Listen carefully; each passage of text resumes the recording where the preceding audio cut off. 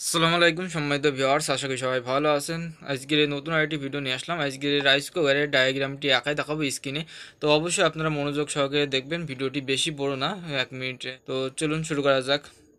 তো আমাদের প্রয়োজন হবে 3 পিন প্লাগ বা 2 পিন প্লাগ এবং একটি ফিউজ এবং একটি আমাদের সুইচ লাগবে, রাইস কুকারের সুইচ, এবং একটি আমাদের 1000 ওয়াটের কয়েল এবং আরেকটা আমাদের পাতা কয়েল থাকে। এই 2টা কয়েল থাকে এবং একটা আমাদের কুকের লাইট এবং আরেকটি যেটা সিগন্যাল রুম আইছে সেটা বোঝানোর জন্য একটি গ্রিন এবং একটি লাল।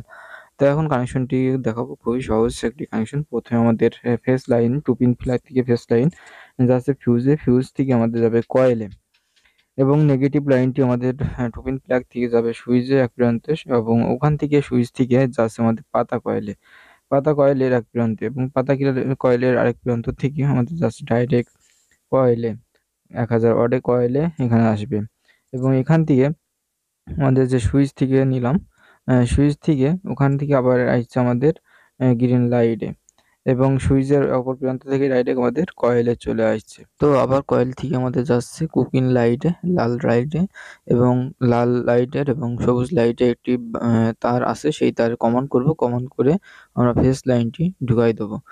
এতটুকুই কানেকশন ভাই, একদম খুবই সহজ। তা সবাই ভালো থাকবেন, সুস্থ থাকবেন। নেক্সট ভিডিওতে আবার দেখা হবে ইনশাআল্লাহ।